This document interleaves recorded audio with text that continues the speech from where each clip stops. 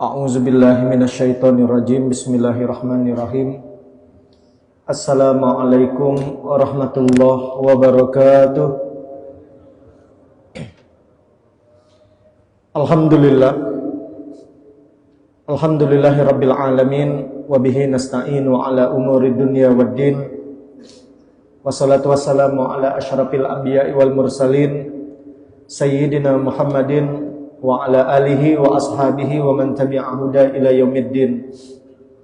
Rabbi shrah li sadri wa yassir li amri wahlul 'uqdatam min lisani yafqahu qawli. Allahumma faqihna fid din wa 'allimna at-ta'wil ya mu'allima Sulaiman 'allimna wa ya mufaqih Ibrahim faqihna amma ba'd. Bapak Ibu jamaah salat subuh rahimani wa rahimakumullah. Bersyukur kita kepada Allah yang telah banyak memberikan kita nikmat.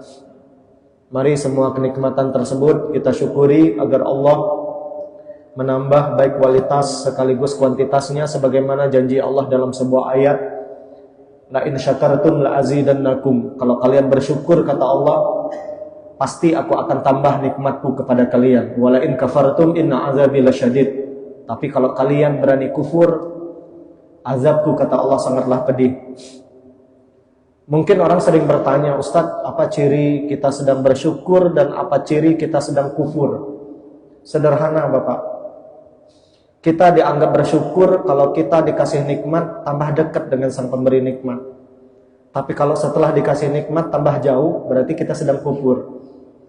Salawat dan salam tidak lupa pula kita sampaikan kepada baginda Rasulullah Nabi besar Muhammad sallallahu alaihi wasallam. Allahumma salli ala sayyidina Muhammad wa ala ali sayyidina Muhammad. Semoga kita dimudahkan untuk mengamalkan sunnah-sunnah dan ajaran beliau. Dimudahkan pula kita untuk menjadikan beliau sebagai qudwatul hasanah. Dan semoga hari kiamat tidak hanya sekedar mendapatkan syafaat, tapi mudah-mudahan kita bersama dengan orang yang kita sayangi, anak istri kita, orang tua kita, dan orang-orang yang kita cintai. Mudah-mudahan nanti juga bisa hidup bersama dengan beliau, dengan Rasulullah nanti di surga. Amin ya rabbal alamin.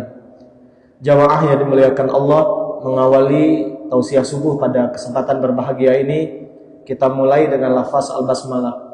Bismillahirrahmanirrahim. Kita masih melanjutkan kajian di pekan kemarin yang belum selesai tentang tanda-tanda kiamat kecil. Sebelum kita masuk ke sana, ada 7 manfaat kenapa kita mesti beriman kepada hari akhir dan mesti belajar tentang hari akhir ini. Yang pertama, beriman kepada hari akhir merupakan salah satu rukun iman. Tidak dianggap kita beriman kalau kita tidak beriman kepada hari akhir. Karena kita semua tahu rukun iman ada 6. Sebagaimana hadis Jibril riwayat Imam Muslim dari dari Umar bin Khattab radhiyallahu anhu, ketika beliau ditanya, ketika baginda Rasulullah sallallahu alaihi wasallam ditanya oleh malaikat Jibril tentang 3 hal awalnya, lalu yang terakhir tentang kiamat. Pertama Rasulullah ditanya tentang mahwal iman, mahwal Islam, mahwal ihsan. Dan yang terakhir ditanya matas sa'ah. Apa itu iman, apa itu Islam, apa itu ihsan, dan kapan kiamat? 4 pertanyaan malaikat Jibril. Lalu saat Nabi ditanya oleh malaikat Jibril, ya Muhammad, fa'akhbirni anil iman. Kasih tahu saya apa itu iman. Nabi menjawab pada saat itu, antu'mina billah wa malaikatihi wa kutubihi wa rusulihi wal yaumil akhir wa tu'mina bil qadari khairihi wa syarrihi. Disebut beriman kepada Allah dan disebut beriman manakala kita beriman kepada Allah, malaikat-malaikatnya, ini jamak bentuknya, wa kutubihi, kitab-kitabnya, tidak hanya Al-Qur'an. Kita orang beriman meyakini ada kitab suci yang Allah turunkan selain Al-Quran. Wa rusulihi, rasul-rasulnya. Kita juga percaya Nabi dan Rasul yang Allah utus bukan hanya Nabi Muhammad. Kita percaya ada Nabi-Nabi sebelum beliau, karena beliau justru adalah khatamul anbiya, penutup para Nabi. wal yaumil akhir. Nah, ya, rukun iman yang kelimanya adalah beriman kepada hari akhir. Wa tu'minu bil qadari khairihi wa syarrih. Dan yang terakhir rukun iman itu adalah beriman kepada qadar, baik qadar yang menurut kita tidak baik maupun qadar yang menurut kita baik. Walaupun sebenarnya semua takdir dari Allah itu adalah baik, karena Allah tidak mungkin menurunkan takdir yang tidak baik kepada kita. Jamaah yang dimuliakan Allah, lalu yang kedua, mengapa pentingnya beriman kepada hari akhir, sekaligus juga mengapa pentingnya mempelajari iman tentang hari akhir. Yang kedua, orang yang beriman kepada hari akhir akan semakin menguatkan keyakinannya bahwasanya dunia ini sementara. Ada hari selain hari di dunia ini. Kemarin kita telah belajar, Pak. Manusia melintasi 5 alam. Alam ruh sudah kita lewati. Alam rahim juga sudah kita lewati di perut ibu kita. Sekarang kita di alam yang ketiga, alam dunia. Nah, di alam dunia ini, alam yang sangat menentukan nasib kita di 2 alam berikutnya. Alam kubur dan alam akhirat tergantung dengan apa yang kita lakukan di alam dunia. Oleh karena itu, saya sering mengatakan tidak ada waktu lagi buat main-main, Pak. Tidak ada waktu lagi buat hal yang sia-sia. Karena bisa jadi umur yang tersisa tidak cukup untuk menabung bekal, bertemu dengan Allah, beramal dengan amal apapun, Pak. Jangan hanya mengandalkan satu amalan, cari amal sebanyak mungkin. Pertama, karena kita tak pernah tahu amal mana yang memasukkan kita ke dalam surga. Lalu yang kedua, kita juga tak pernah tahu amal mana yang diterima. Maka terus beramal. Ada peluang beramal, lakukan. Ya, jangan suruh orang lain untuk beramalnya. Karena Imam Syafi'i pernah membuat kaidah di dalam ilmu fikih. La itsara fil ibadah, kata beliau. Tidak boleh mendahulukan orang lain dalam perkara ibadah. Mendahulukan orang lain itu dalam urusan pribadi, Pak. Jadi kalau urusan pribadi, nah kita mesti dahulukan orang lain. Tapi dalam urusan ibadah, kita mesti mendahulukan diri kita. Contoh, sop salat berjamaah. Kalau ada sop kosong, jangan nyuruh orang, Pak, maju. Kita yang mesti maju. Ya, bersedekah. Ada peluang bersedekah, jangan nyuruh orang. Kita yang ambil peluang tadi. Ya. Nah, ini orang yang beriman kepada hari akhir akan semakin menguatkan keyakinannya dunia ini sementara. Di dunia kita tidak lama. Setelah dunia ini nanti alam yang keempat. Ada alam kubur, nama lainnya alam barzakh, ada yang menyebutnya dengan alam kematian. Dan baru nanti ada setelah alam barzakh, kehancuran dunia, ada namanya nanti hari akhir atau alam akhirat. Orang yang beriman kepada hari akhir ngejar dunia tidak ngotot, Pak. Dia ngejar dunia, kalaupun dia ngotot ngejar dunia, dunianya dipergunakan untuk mengejar akhirat.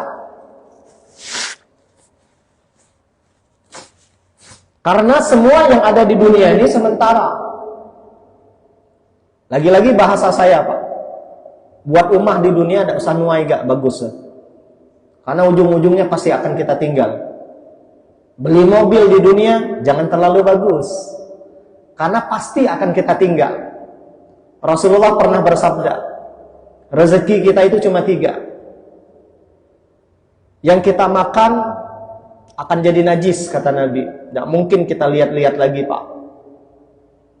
Yang kita jadiin aset, beliin pakaian bagus, beliin HP bagus, beliin rumah bagus, beliin emas, beliin tanah, beliin rumah, akan jadi harta waris. Harta yang berguna, kata Nabi, harta yang kalian sedekahkan di jalan Allah. Maka sekali lagi, ayo, dunia ini hanya tempat meninggal, bukan tempat tinggal. Jadi jangan terlalu ngotot. Nah, kalau kita percaya ada hari, ada kehidupan setelah kehidupan dunia, insya Allah kita tidak terobsesi, Pak, dengan kehidupan dunia ini.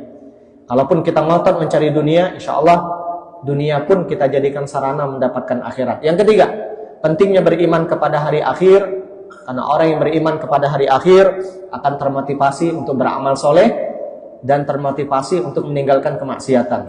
Karena kita percaya apapun yang kita lakukan di dunia ini pasti akan dibalas nanti di kehidupan akhirat. Sekecil apapun dan sebesar apapun. Faman ya'mal mithqala dzarratin khairan yarah, wa man ya'mal mithqala dzarratin syarran yarah. Yang keempat, kenapa pentingnya beriman kepada hari akhir? Karena puncak dari kebaikan satu diantaranya kata Allah di Al-Baqarah 177, orang yang beriman kepada hari akhir itulah kebaikan yang sesungguhnya. Laisal birra an tuwallu wujuhakum qibalal masyriqi wal maghrib. Kebaikan itu kata Nabi, kata Allah, bukan ketika kalian menghadapkan wajah kalian ke timur dan ke barat. Walakinnal birra, tapi kebaikan yang sesungguhnya kata Nabi, man amana billahi wal yaumil akhir. Ketika kalian beriman. Iman itu kan definisinya Pak, al-qaulu bil lisan, at-tasdiqu bil qalbi, al-amalu bil jawarih. Disebut iman itu diucapkan dengan lisan. Kita mesti ngasih tahu orang kalau kita orang beriman. Saya orang beriman, saya orang Islam. Mesti diucapkan. Tidak boleh diam-diam beriman. Apalagi kita di Indonesia, insya Allah keyakinan kita dijamin oleh undang-undang Pak. Yang kedua, at-tasdiqu bil qalbi. Setelah kita ucapkan, iman itu mesti dibenarkan dengan hati. Harus ada sinkron Pak. Kesamaan antara ucapan dan keyakinan dengan apa yang kita yakini dengan hati. Jangan sampai mulut ngomong beriman, hati benci dengan keimanan. Mulut ngomong Allah Tuhan, tapi hati mengingkari itu. Itulah orang-orang munafik. Mereka mulut ngomong beriman, tapi hati tidak beriman. Dan tidak berhenti hanya di situ. Definisi dari iman itu kata alim ulama kita, al-amalu bil jawarih. Ada yang mengatakan al-amalu bil arkan. Setelah al-qaulu bil lisan, at-tasdiqu bil qalbi, al-amalu bil jawarih. Mesti ada bukti konkret kalau kita beriman. Tidak hanya diucapkan, tidak hanya dibenarkan, tapi mana buktinya. Inilah alasan kenapa di dalam Al-Quran Allah sering sekali kita dapati menggandeng kalimat iman dengan kalimat amal soleh. Quran surah Al-Asr. Wal asri innal insana lafi khusr illa alladzina amanu wa amilus solihat. Iman, amal soleh. Di At-Tin juga sama. Wattini wazzaitun wa turi sinin wa hadzal baladil amin laqad khalaqnal insana fi ahsani taqwim thumma radadnahu asfala safilin illa alladzina amanu. Habis itu wa amilus solihat. Sering banget, tidak hanya di dua posisi ini. Kalau kita yang rajin baca Quran sering kita menemukan itu. Allah sering menggandeng kalimat iman dengan kalimat amal soleh. Apa rahasianya? Menurut ulama ahli tafsir, karena iman tidak cukup hanya sekedar pengakuan dan keyakinan. Mesti ada bukti konkret kalau kita orang beriman. Apa bukti konkretnya? Orang beriman itu ngomongnya pasti baik. Tidak mungkin ngomongnya kasar. Dalam sebuah hadis Nabi mengatakan, laisal mu'min bitta'an walal li'an walal fahish walal badi. Orang beriman itu tidak mungkin mencela, tidak mungkin lisannya melaknat, tidak mungkin lisannya kasar, tidak mungkin lisannya mencaci maki, tidak mungkin banget. Jadi kalau ada orang Pak ngaku beriman, mulutnya tidak baik, pasti bukan orang beriman. Karena orang beriman itu pasti ngomongnya baik. Perbuatannya juga sama. Orang beriman, orang-orang di sekelilingnya pasti selamat dari perbuatannya. Tetangganya selamat dari perbuatannya. Kalau kita mengaku beriman tapi jahat sama tetangga, belum beriman. Orang beriman akan baik sama anak dan istrinya, akan baik sama orang tua dan mertua. Kalau kita ngaku beriman tapi ngelai mertua, bukan beriman. Menantu kurang ajar namanya itu. Ya. Nah ini puncak dari keimanan. Maka penting sekali kalau kita mengaku, kalau kita ingin sempurna kebaikan kita, maka mesti belajar terus tentang hal-hal terkait dengan hari akhir. Yang kelima, pentingnya beriman kepada hari akhir, Bapak Ibu, ini merupakan perkara yang sangat penting sekali. Saking pentingnya, Rasulullah SAW dalam banyak hadis sering sekali menggandeng beriman kepada Allah dengan beriman kepada hari akhir. Ini menunjukkan beriman kepada hari akhir itu perkara yang sangat penting sekali. Karena Rasulullah sering menggandeng iman kepada Allah dengan iman kepada hari akhir. Seperti hadis riwayat Bukhari Muslim yang sering kita mendengar hadis ini. Man kana yu'minu billahi wal yaumil akhir. Kalau kalian mengaku beriman kepada Allah dan hari akhir, kata Nabi, hendaklah berkata baik, falyakul khaira aw liyasmut. Tidak sanggup ngomong baik, diam. Dilanjutkan lagi oleh Nabi, "Wa man kana yu'minu billahi wal yawmil akhir falyukrim jarahu." Muliakan tetangga kalian. "Wa man kana yu'minu billahi wal yawmil akhir," kalau kalian mengaku beriman kepada Allah dan hari akhir, "falyukrim daifahu." Muliakan tamu kalian. Ada satu riwayat lagi, "Wa man kana yu'minu billahi wal yawmil akhir falyasil rahimah." Sambung silaturahim. Berarti yang ngelai orang, mutus silaturahim, itu bukan orang yang beriman. Jamaah yang dimuliakan Allah. Lalu yang keenam, pentingnya beriman kepada hari akhir. Hidup kita akan tenang. Karena kita percaya tidak mungkin ada perbuatan apapun di dunia yang dilakukan kita oleh orang ataupun oleh orang lain kecuali semuanya pasti akan dibalas. Misal Pak, ada orang jahat sama kita. Kita tak perlu balas. Karena kita yakin Allah pasti akan membalasnya. Tidak di dunia, di akhirat Allah balasnya. Quran surah Ibrahim ayat 42. "Wala tahsabannallaha ghafila." Jangan kalian mengira, kata Allah, Allah itu lalai. "Amma ya'malu dzalimun," terhadap apa yang dilakukan oleh orang-orang zalim. Jangan kalian kira Allah itu diam saja, enggak. Allah tidak mungkin diam. "Innama yu'akhiruhum," tapi Allah sengaja membiarkan mereka dalam kezaliman mereka, kejahatan mereka. "Liyaumin tashkhasu fihil absar." Allah sengaja menunda. Kalau mereka tidak bertaubat, nanti azabnya di hari akhirat. Nah, kalau kita percaya ini, kita tak perlu Pak membalas kejahatan orang lain. Tidak usah. Karena ada Allah yang membalasnya. Yang kedua, kenapa kita tak perlu membalas kejahatan orang lain? Karena kalau kita balas, apa bedanya kita dengan dia? Sama-sama jahat. Kita misalkan tidak ditegur sama seseorang. Lalu kita ngomong, nyadak nenggur kok lebih lagi tidak nenggur. Nah, berarti apa beda kita kayaknya? Ya. Ada orang jahat sama kita. Mungkin mutus silaturahim atau juga mungkin menyebarkan aib kita ke orang lain, menjelek-jelekkan kita. Lalu kita balas juga, kita buka aib dia. Apa beda kita kayaknya? Sama baik. Nah, makanya jangan sampai kita membalas kejahatan, kezaliman dengan kezaliman. Pentingnya beriman kepada hari akhir karena kita percaya kita tak perlu membalas itu semua. Karena kita yakin ada Allah yang akan membalasnya. Begitu juga dengan kebaikan. Kalau kita berbuat baik, mungkin suatu saat manusia tidak menghargainya Pak. Pimpinan kita mungkin tidak menghargainya. Istri kita juga mungkin setelah kita berjuang, berdarah-darah, mencari harta halal, nafkah halal buat dia, suatu saat dia tak menghargai. Tak perlu kita repot Pak. Tak perlu kita susah dan risau. Karena kita percaya manusia tidak menghargai, Allah pasti akan menghargai. Allah tidak mungkin zalim Pak. Allah itu maha adil. Itu kita percaya banget. Tidak dibalas oleh manusia kebaikan kita, suatu saat Allah pasti akan balas kebaikan kita. Tenang hidup kita Pak. Dan yang terakhir, pentingnya beriman kepada hari akhir.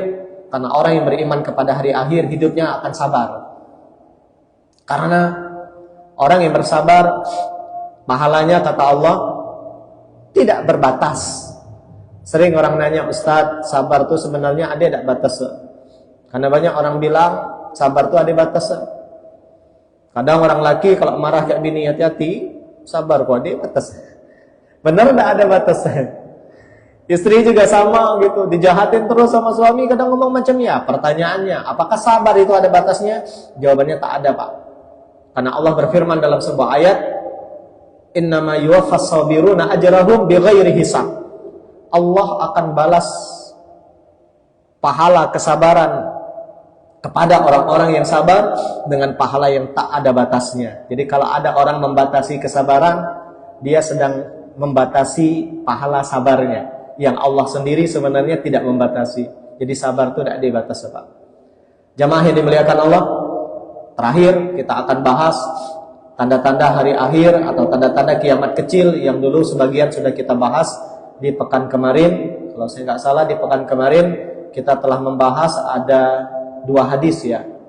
Hadis yang pertama yang kita bahas di pekan kemarin tentang 6 tanda kiamat kecil yang disebutkan Nabi dalam hadis riwayat Bukhari. Yang pertama kematian Rasulullah, Itu tanda kiamat kecil sudah terjadi. Yang kedua, terbebasnya Baitul Maqdis sudah terjadi juga. Pada masa Umar pernah dibebaskan. Pada masa Salahuddin Al-Ayyubi juga pernah dibebaskan. Lalu yang ketiga, banyak muncul wabah penyakit. Nah, itu juga tanda-tanda kiamat kecil, Pak. Sudah terjadi juga. Kemudian yang keempat, banyak orang tidak puas-puas dengan hartanya. Sibuk nyari harta. Lah banyak harta kaya, lagi kurang lah pokoknya. Dan benar kata Nabi, memang di dunia ini ada dua orang yang tak pernah bisa kalian kenyangkan. Yang satu konotasinya negatif, yang satu konotasinya positif. Yang konotasinya negatif, para pencari harta, Pak. Kalian kasih, kata Nabi, mereka itu emas sebesar gunung, tidak akan puas, Pak, mereka, Pak. Akan minta gunung yang kedua, gunung emas yang kedua. Yang kedua yang tak mungkin kalian bisa kenyangkan, para pencari ilmu. Nah, ini juga sama, Pak. Orang-orang yang mencari ilmu ini kan konotasinya positif. Nah, kalau tadi pencari harta konotasinya negatif. Nah, pertanyaannya, kita mau jadi yang mana? Sibuk nyari harta apa sibuk nyari ilmu? Ali mengatakan, kalau harta kita yang menjaganya, tapi kalau ilmu yang menjaga kita. Nah, itu. Kalau harta dibagi cepat habis, Pak. Tapi kalau ilmu semakin dibagi semakin bertambah.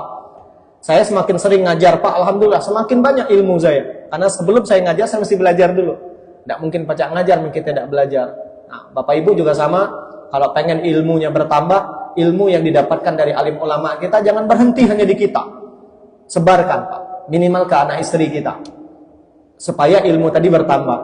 Kemudian yang kelima, tanda kiamat yang disebutkan dalam hadis yang kemarin adalah akan banyak muncul fitnah di akhir zaman. Dan yang terakhir, peperangan kita dengan Romawi dan Persia.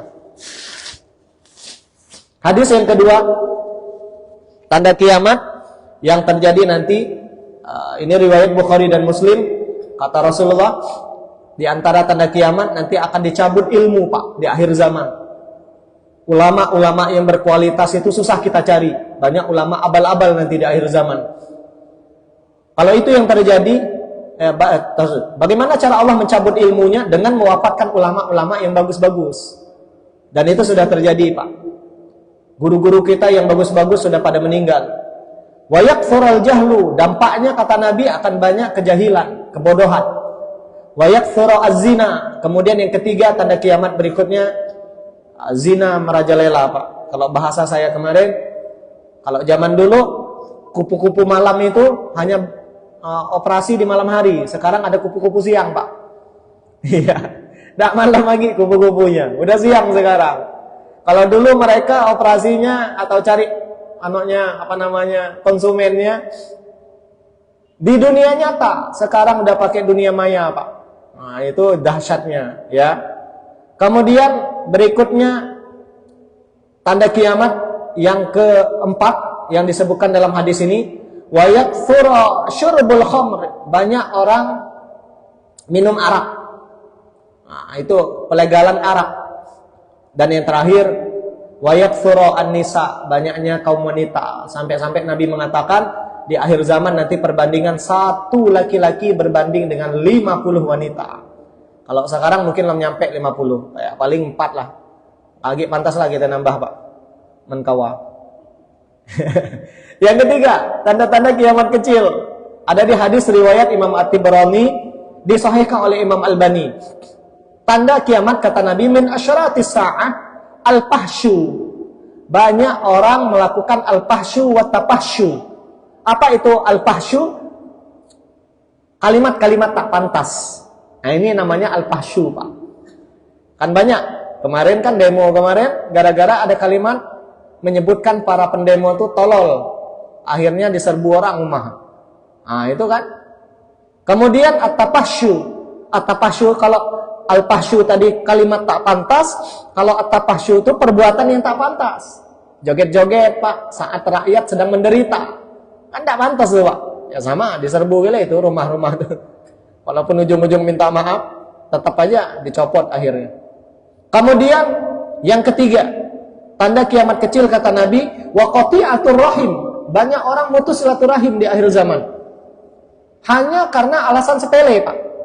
Kayak kemarin alasan pilwako, gara-gara beda pilihan tidak bertegur. Oh, sesama ustadz kita kadang tidak bertegur. Apalagi jamaahnya, gara-gara beda pilihan. Bayangkan, ustadz nih milih si A, ustadz B milih si B. Tidak bertegur sesama ustadz. Macam mana jamaahnya kalau ustadz tidak bertegur? Nah, itu kan bahaya sekali. Mutus silaturahim. Jamal pilek dulu, Pak. Banyak di grup itu sampai keluar grup gara-gara beda pilihan. Di grup keluarga saya sampai sekarang tidak masuk lagi. Masya Allah. Mutus silaturahim. Padahal yang menang bukannya. Nyagi lah sibuk nyari ngeret karet gawi. Orang yang menang. Kan gawi-gawi, maaf ya, kasarnya itu gawi-gawi budu nak ya, Pak. Kerjaan bodoh gitu. Kemudian berikutnya kata Nabi tanda-tanda kiamat, wa tahwinul amin. Orang yang jujur dianggap tidak jujur. Wa timanul khain. Orang yang pengkhianat dianggap jujur di akhir zaman, Pak. Ya, orang baik yang pengen memimpin dianggap tidak baik dan berusaha disingkirkan. Gilir penjahat dianggap dibagus-bagusi pencitraannya pokoknya, dan dia pada akhirnya memimpin. Dan ini udah terjadi, Pak. Tolong jangan nyebut nama, bahaya aku yang kena tangkap. Kalau jamaah nyebut nama saya nanti ya, Bang. Karena ini direkod, Pak. Pacak-pacak kok dikedes ulang. Ya, dia tangkap polisi lagi, disomasi nanti saya. Bahaya. Tapi itu terjadi di akhir zaman itu. Orang baik dianggap tidak baik, ya. Orang baik yang ingin memimpin disingkirkan dengan segala macam cara, pun sebaliknya pengkhianat bangsa sekuat tenaga dijadikan pemimpin di akhir zaman. Dan itu sudah terjadi. Tidak hanya di Indonesia, di luar negeri lah banyak, Pak. Hadis yang keempat, riwayat Bukhari dan Muslim, la taqumus sa'ah hatta yaqatatila fi'atani. Nanti tidak akan terjadi kiamat kata Nabi sampai nanti di akhir zaman sesama umat Islam berkelahi. Fayakunu bainahuma maqtalatun 'azimah, dan mereka punya pendukung masing-masing yang besar. Dakwahuma wahidah, dan masing-masing mengaku bahwasanya mereka ahlus sunnah wal jamaah. Mereka semua mengaku umat Islam. Mereka semua mengaku umatnya Rasulullah, tapi berkelahi. Lah terjadi loh. Lah, Pak. Tengoklah kemarin Maulid. Ya, saling membid'ahkan. Padahal ngaku umat Nabi Muhammad semua. Ya. Yang subuh berkelahi.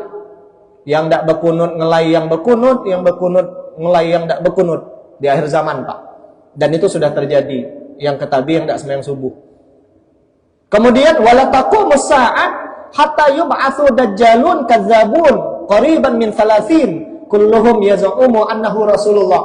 Tanda kiamat nanti kata Nabi, di akhir zaman tidak akan terjadi kiamat sampai nanti diutus dajjal-dajjal pembohong, yaitu nabi-nabi palsu. Jumlah mereka kata Nabi mencapai 30 orang di akhir zaman itu. Banyaknya di Indonesia nih. Ya. Ada Musaddiq kemarin lah ditangkap di penjara, Pak. Yang mendirikan aliran Ghafatar. Ya, macam-macam lah pokoknya, dan sudah di penjara. Banyak nabi palsu di Indonesia nih. Macam-macam. Terkenal memang macam ya, Pak. Ada pepatah bahasa Arab itu, kalau kalian ingin terkenal, kencingi air zam-zam. Jadi buat yang aneh-aneh, Pak. Jadi kalau memang terkenal dengan cara yang biasa-biasa, tidak terkenal. Jadi memang harus ada yang aneh-aneh itu, tidak terkenal. Kemarin kan ada kasus mutilasi, hebat lagi mutilasinya, 500 lebih dipotong. Kalau mutilasi biasanya kan motong kaki, motong tangan, motong kepala. Ya. Ini 500 lebih, Pak. Bayangkan, dahsyat kali. Kemudian berikutnya, tanda kiamat hadis yang kelima, ada di hadis Bukhari dan Muslim, lafaznya punya Imam Muslim. Nah ini tentang Palestina. La taqumus sa'ah hatta yuqatilul muslimun al-yahud. Tidak akan terjadi kiamat sampai nanti di akhir zaman kata Nabi, umat Islam membunuh, memerangi orang-orang Yahudi dan mereka kalah. Fayaqtuluhumul muslimun, sampai-sampai orang Yahudi kalah dan mereka dicari hatta yahtabi al-yahud min wara'il hajar wasyajar, sampai orang Yahudi nanti sembunyi di balik pohon, di balik batu. Sampai-sampai pohon dan batu mengatakan, ya Muslim, ya Abdullah, hei orang Islam, wahai hamba Allah, hada Yahudi khalfi. Ini ada orang Yahudi di belakang saya, kata batu dan pohon, Pak, di akhir zaman. Fata'al, ayo sini, faktulhu, bunuh mereka. Illal gharqat, kecuali satu pohon, kata Nabi, namanya pohon gharqat. Fa innahu min syajaril yahud, itu pohonnya orang Yahudi. Nah, kalau tanda ini belum terjadi, Pak. Yahudi lagi menang. Yahudi lagi, kalau orang Bangka nyebut lagi sekenak. Lagi zalim, masih semaunya mereka. Kalau kita berharap menangkan Palestina, ya Allah, kalahkan Yahudi, berarti kita berharap kiamat, Pak. Lah siap belum? Ya, minimal minta Allah menguatkan saudara kita di Palestina dulu, ya. Kemudian tanda kiamat berikutnya ada di hadis yang ke-6 riwayat Imam Ibnu Majah, disahihkan oleh Imam Albani dari Abu Hurairah. Sayati 'alan nas sanawatun khadda'atun, akan tiba nanti kata Nabi di akhir zaman tahun-tahun yang penuh kebohongan. Yusaddiqu fihal kadzib, pembohong dianggap jujur, agak mirip dengan tadi. Wa yukadzibu fiha shadiq, orang jujur dianggap pembohong. Orang baik dianggap jahat, orang jahat dianggap baik. Tanda kiamat nih, Pak. Wa yu'taminu fihal kha'in, pengkhianat diberikan kekuasaan. Wa yukhawwinu fihal amin, orang yang jujur disingkirkan. Wa yantiqu fiha arwaibidah, dan nanti kata Nabi di akhir zaman akan muncul arwaibidah. Sahabat bertanya, "Wa ma arwaibidah ya Rasul?" Apa itu arwaibidah? Ar-rajulut tafih fi amril ammah, orang yang tak punya pengetahuan berbicara dalam urusan orang banyak. Termasuk orang-orang yang tidak paham agama ngomong masalah agama. Ini bahaya, Pak. Muncul di akhir zaman. Ngomong masalah kedokteran, masalah pandemi kemarin, kita tidak pernah belajar tentang kedokteran. Nah, itulah arwaibidah. Ngomong masalah pemerintahan, kita tidak ngerti apa lah. Ngomong masalah agama, nyantren tidak suah, paling 2-3 hari atau sebulan paling banyak. Tapi kita lah sekaput ngomong masalah agama, ngajak orang berdebat kulit deh. Yang diajak berdebat lah nyantren bertahun-tahun. Iya, itu bahasa Ustaz Abdul Somad kemarin. Kami ini, kata Ustaz Abdul Somad, dibid'ah-bid'ahkan sama orang yang baru belajar sehari 2 hari. Padahal Ustaz Abdul Somad belajar sekaput ancop, Pak. Pesantren aja lah berapa tahun, S1-nya di Mesir, S2-nya di Sudan ya kalau saya nggak salah, S3-nya di Maroko. Nah, kemana-mana dibid'ahkan baru sama orang yang belajar sehari 2 hari. Inilah arwaibidah. Dan orang-orang seperti itu justru dianggap sebagai panutan. Banyak muncul di akhir zaman. Nah, ngeri sekali kita, Pak. Kemudian yang hadis yang ke-7, min asyratis riwayat Imam Albani dalam kitabnya Shahihul Jami 5896, min asyratis sa'ah ayyamurra ar-rajulu fil masjid la yusalli fihi rak'ataini. Nanti akan muncul kata Nabi di akhir zaman orang ke masjid bukan untuk salat. Numpang BAB, numpang BAK, numpang biik, numpang kemeh. Nah, itu bahasa orang Bangka. Lah terjadi loh masjid kita nih, Pak, bukti ya, Pak. Kalau dulu kan ada pameran tuh di depan rumah wali kota tuh. Waktu saya masih jadi imam, kebetulan kan hari Minggu tuh saya ganti Ustaz Zen. Asar itu kan ramai itu. Saya kira ramai orang Pak sembahyang. Noleh ke belakang, sebaris 2 baris. Kemana orang yang banyak-banyak tuh? Numpang biik. Para numpang parkir. Nah, ini terbukti tanda kiamat, Pak. Satu lagi. Kata Nabi, wa alla yusallimar rajulu illa ala may ya'rif. Nanti di akhir zaman orang akan menegur, akan mengucapkan salam hanya pada orang yang kenal saja. Kita tidak kenal, melengos kita, Pak, lewat baik. Dan itu sudah kita rasakan, Pak. Orang tidak kenal kayak kita, tidak negur apalah. Kita juga sama, tidak kenal kayak orang, Caca tidak tahu. Caca main HP kadang. Kita hanya negur orang yang kenal, benar kan? Mendak kenal tidak kita tegur. Itu tanda kiamat. Kemudian ini tanda yang paling banyak terjadi berikutnya. Riwayat Imam Abu Dawud, hadis yang ke-7 ya. Riwayat Imam An-Nasai pun hadis ini diriwayatkan oleh Imam Ahmad dalam musnadnya dari Anas bin Malik. La taqumus sa'ah hatta yatabahan nasu fil masajid. Tidak akan terjadi kiamat kata Nabi sampai di akhir zaman orang berlomba-lomba bangun masjid, memperbagus masjid, membangga-banggakan masjidnya, tapi isi ada apelah. Lah terjadi loh. Lah Bangka Belitung, tidak usah jauh-jauh, Pangkal Pinang, carilah masjid yang jihad. Hampir-hampir tidak deh, tapi carilah masjid yang makmur. Jarang, Pak. Masjid yang ada kajian kayak kita nih tiap hari, tidak deh, Pak. Sikok duwe, pacak dihitung dari ratusan masjid yang ada di Pangkal Pinang, yang kajiannya rutin tiap hari. Tidak deh. Masjid Agung Kubatima, alhamdulillah tiap hari, Pak. Masjid itu kan disebut makmur sesuai dengan At-Taubah ayat 18 kalau saya nggak salah. Innama ya'muru masajidallah. Orang yang memakmurkan masjid itu kata Nabi, ciri-cirinya man amana billah. Itu beriman kepada, hanya orang yang beriman kepada Allah dan hari akhir. Wa yuqimus shalah. Lalu mendirikan salat. Ya. Wa ataz zakat, lalu dia bayar zakat. Walam yakhsha illallah, dan dia tidak ada rasa takut kecuali sama Allah. Artinya apa? Masjid yang makmur itu pertama mesti mendidik iman jamaah. Tidak mungkin bisa mendidik iman jamaah mendak ada kajiannya. Mendirikan sholat, jamaahnya ramai, itu kriteria masjid yang makmur, Pak. Nih kadang muazzinnya nyalah muazzin, nyalah imam, nyalah qomat.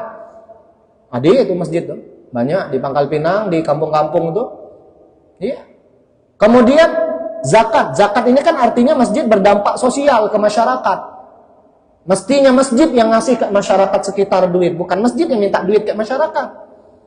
Kalau masjid minta duit sumbangan ke masyarakat, berarti masjidnya makmur. Masjid yang makmur itu memberikan manfaat ke orang-orang di sekitarnya. Fakir miskin merasakan dampaknya. Anak yatim merasakan dampaknya. Maka duit masjid itu jangan disimpan. Saya sering mengatakan tuh, kalau dulu waktu saya masih sering diundang ngisi pelatihan masjid di Kanwil, Pak. Pengurus masjid yang mengumumkan duit kas masjidnya besar tiap pekan itu, dia sedang mengumumkan kegagalannya ngurus masjid, Pak. Makanya duit masjid menpaca, dibeliin nih konsumsi kayak jamaah yang dengar kajian macam ini. Ngapain jamaah tuh kalau dengar kajian, dengar ceramah tuh tidur? Karena ada pemakan. Oh, ada kue. Cuma mana ada kue, semangat orang belajar. Nih boro-boro kue, minum gak deh. Ayo bang, minggu adep bang, berilah bang duit tuh. Bilang sama Ustaz Johan nanti. Iya. Tidur kadang jamaah tuh, kan ada pemakan, Pak.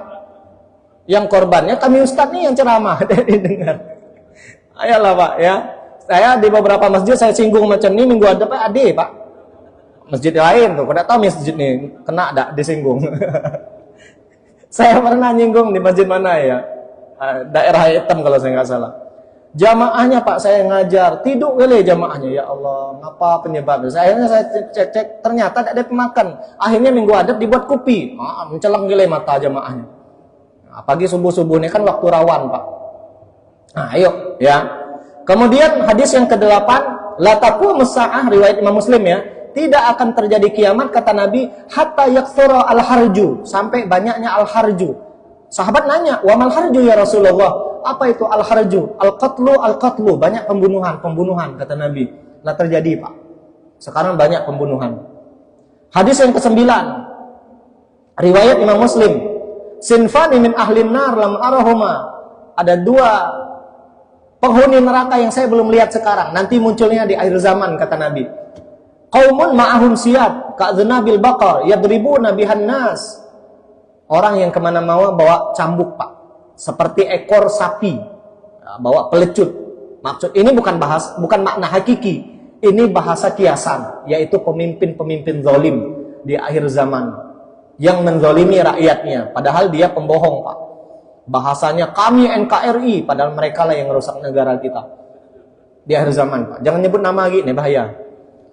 Kemudian yang berikutnya kata Nabi, wanisaun kasiyatun ariyatun mumilatun ma'ilat. Di akhir zaman akan muncul perempuan berpakaian tapi telanjang. Ru'usahunna ka'asnimatil bukhtil ma'ilah. Jalannya lenggok-lenggok, Pak, seperti onta berjalan.